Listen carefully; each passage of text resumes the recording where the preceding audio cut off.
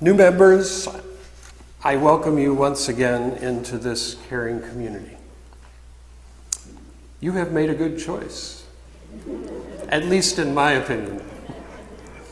I am not exactly an objective observer, however, but I am some kind of an observer. I am an observer looking at something from within that something. Why do I think it's good? We know that community is a good thing for human beings. There's actually research on that being part of a community is good for us. It's even good for us health-wise. We know, or at least we have research that says that people who belong to a community live longer. Why would that be? Well, for most people, it's good not to be alone in life. It's good to have friends, good to be someplace where we are accepted for who we really are, where we can say what we really believe, where we can share our search with other searchers. Community improves the quality of life, almost always. Religious communities are one kind of communities that can fill this need, and there are other kinds of groups that can fill it as well. But despite this benefit, religion in general is not really on the upswing these days. These are not great days for religion. It's partly, I think, the skepticism about some of the theological tenets which many people see as obsolete or outdated, and much of which does not stand up to scientific worldview. And it's also that many religious groups have made horrible decisions on social issues. Just horrible. I grew up in a denomination that was partly founded before the Civil War in order that slaveholders would have a church that would say that slavery is okay.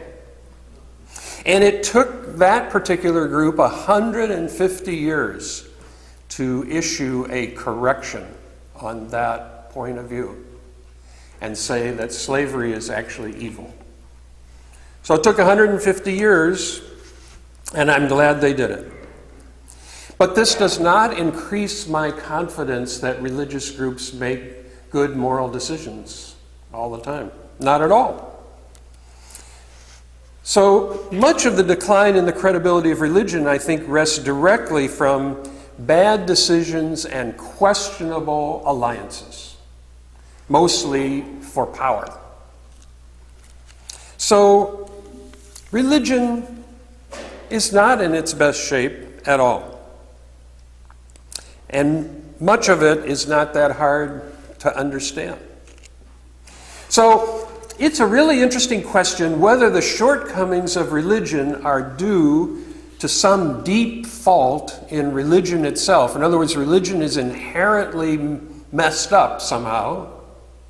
Or it might be that these defects that we see in religion are really weaknesses in human nature that occur in all aspects of life. And actually, to be honest with you, I'm more inclined towards that second one. Mainly because I don't see secular people doing any better. So I think it's about equal myself, but this is one of those questions that we can get into. So let's go over to Panera's or whatever you want to do.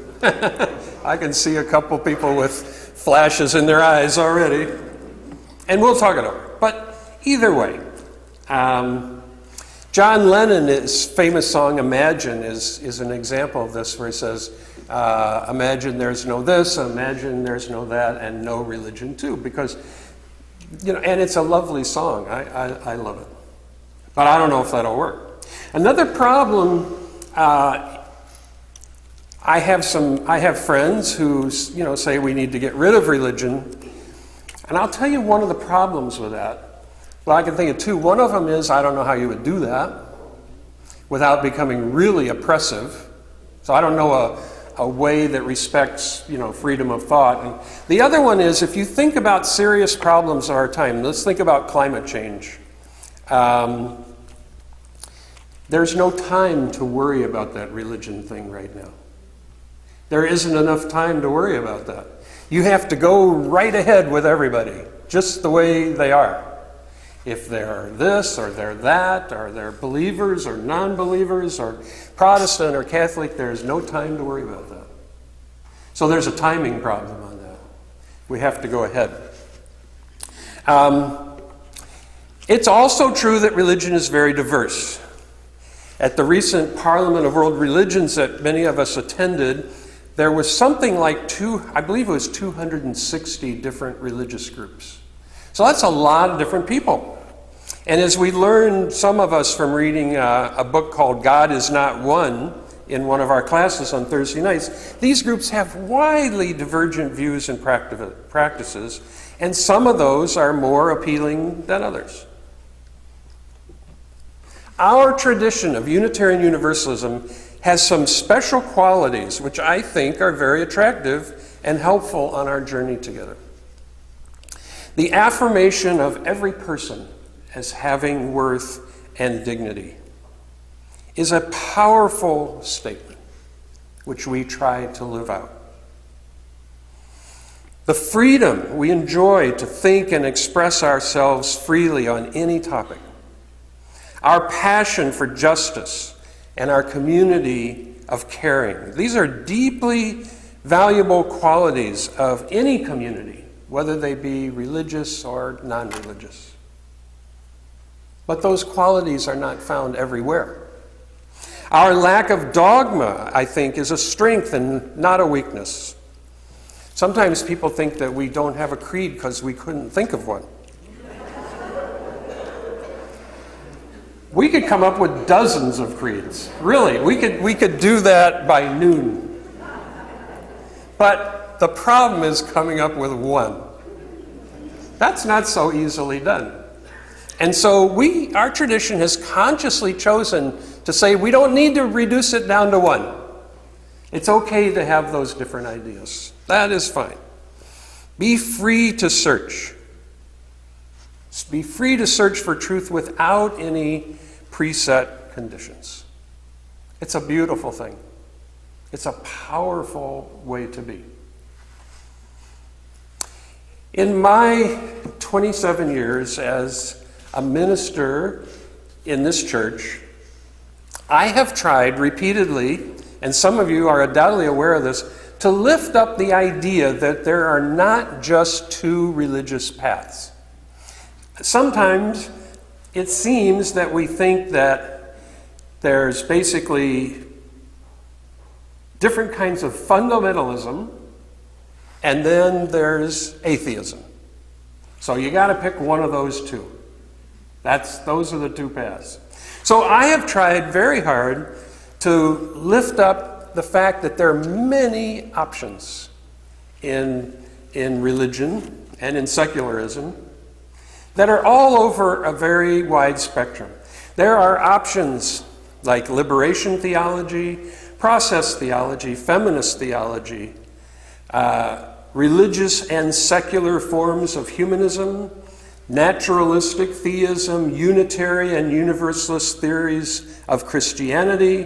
There's Reform Judaism, which some people say is very close to Unitarian Universalism. There are liberal branches of Hinduism and indeed really all the major religions.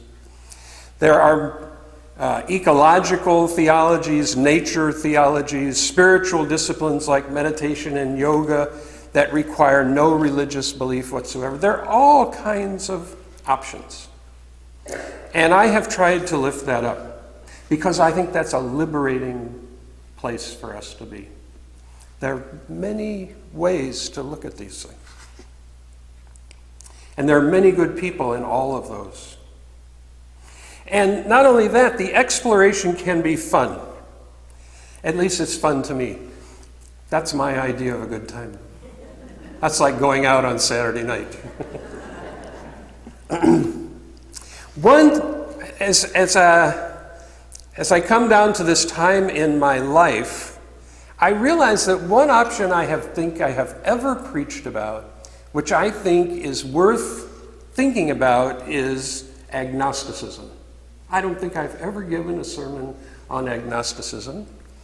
And as I think about it, I think agnosticism is a pretty good deal. So, for example, Robert Ingersoll, who's a religious hero to many UUs, was known as the Great Agnostic. Many people think of him as an atheist, but he didn't use that title. He said he was an agnostic. Agnosticism allows us to be open to a lot of possibilities without having to decide which one is right. You don't have to decide. And I just want to say, I think that's a very interesting option. That's a very interesting option.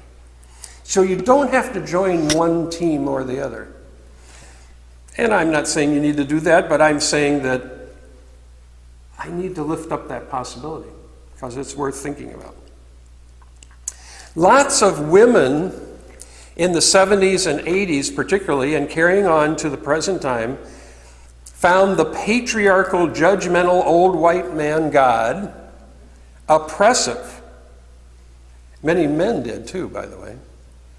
And one of the things that happened, especially in the 70s and 80s, and carrying on to the present, is that many women lifted up feminine images of God, known as goddess, and found those images to be useful and moving and meaning creating. And so that's an interesting twist on the theism-atheism split. Isn't that an interesting twist? I think it was Rabbi Michael Lerner who said on one of the talk shows one night, I think it was Bill Maher, and Michael Lerner is a rabbi, very progressive rabbi.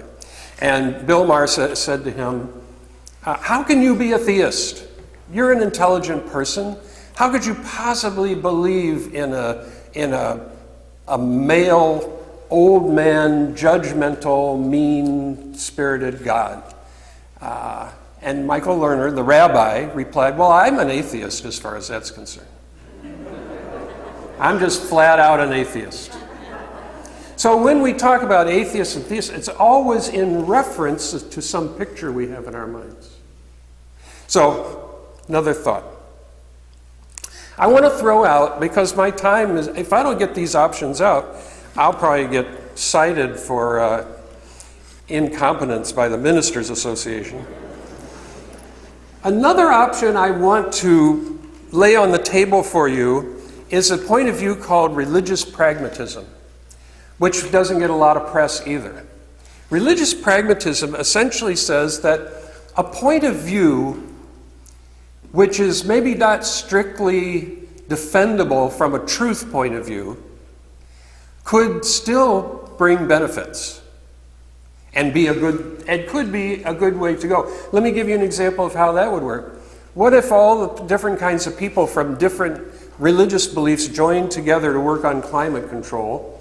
And let's suppose that some of those people believe things that we just think don't make any sense whatsoever, but we make the climate change goals in partnership with them.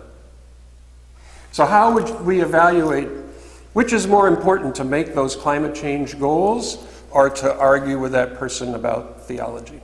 So pragmatism says, in a sense, that if it works, it's good. Now, I'm just throwing that out, but I think it's a powerful thing. There are many, many people now, evangelicals, who call themselves green evangelicals. And those people could be some of our primary partners in working for climate change. So think about it. I'll be over at Panera's tomorrow afternoon. Come on over. Those evangelicals feel called by God to protect his creation. And by gosh, if they pull it off, I'll go to their church. At least a few times. I will. Because that'll be one of the most powerful events in human history. So that's something to contemplate.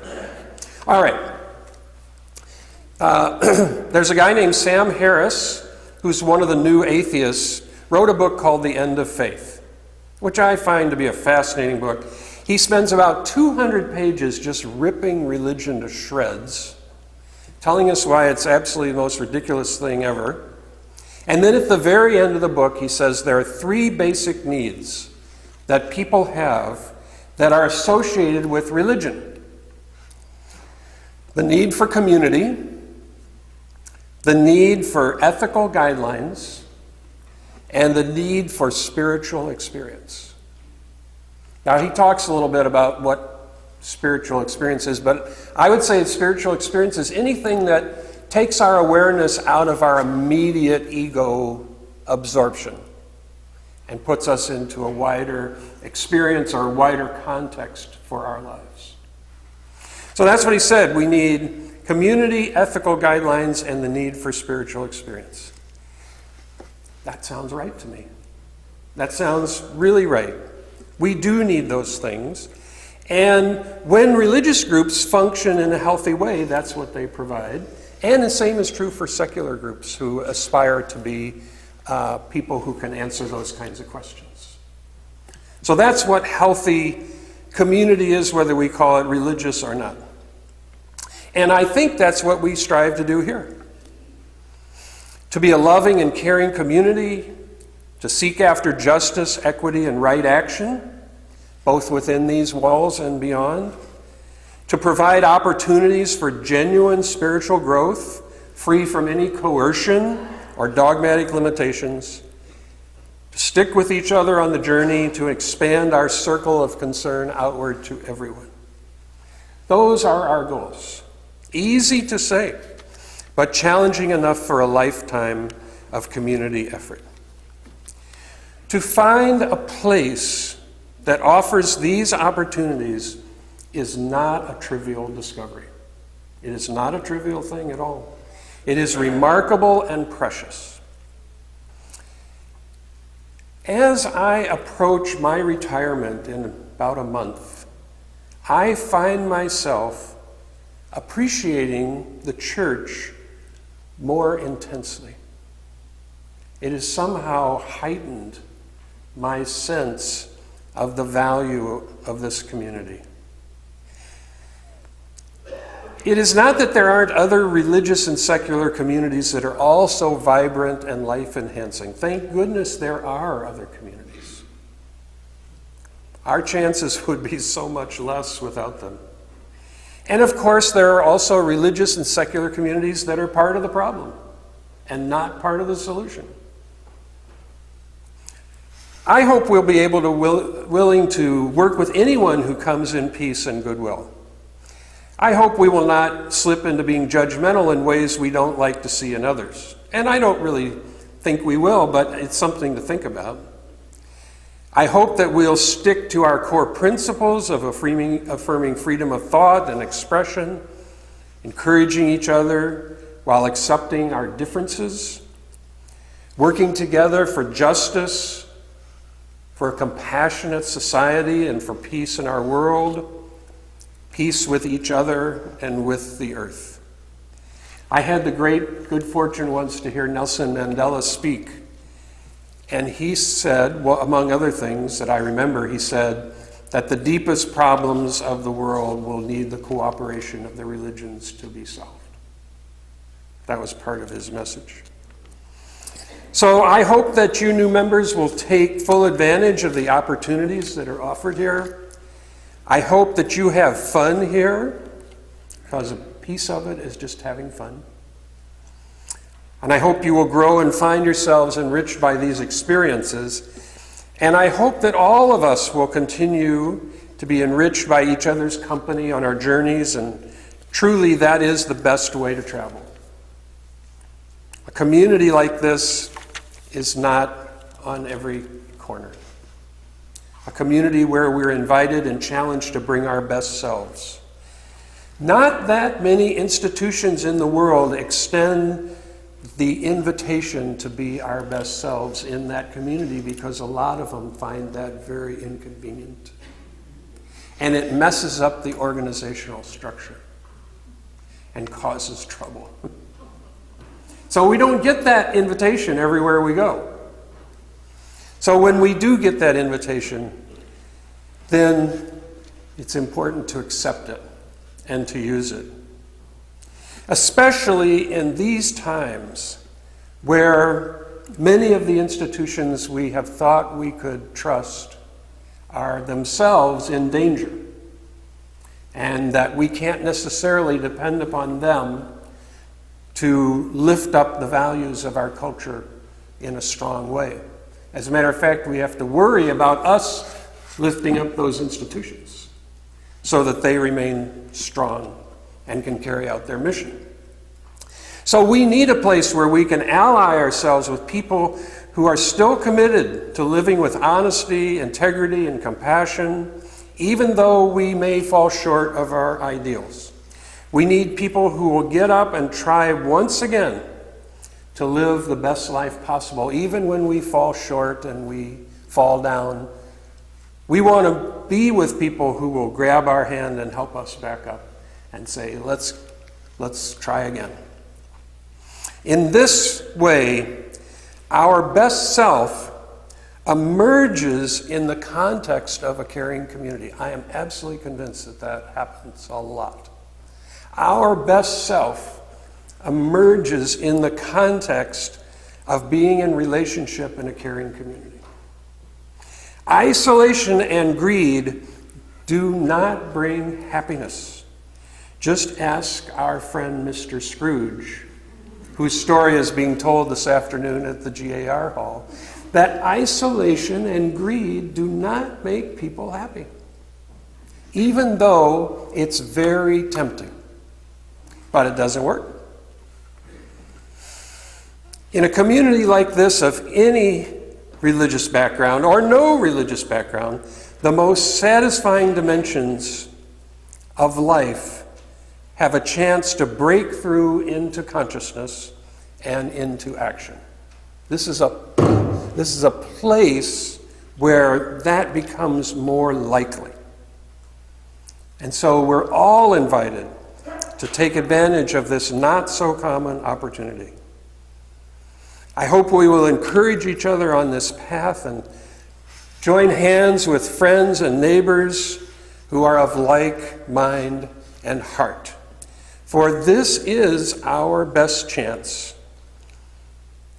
to create the kind of life that we are seeking in communities like this one and many others. So welcome, everyone, to this imperfect yet deeply caring community where all good things are possible. Amen.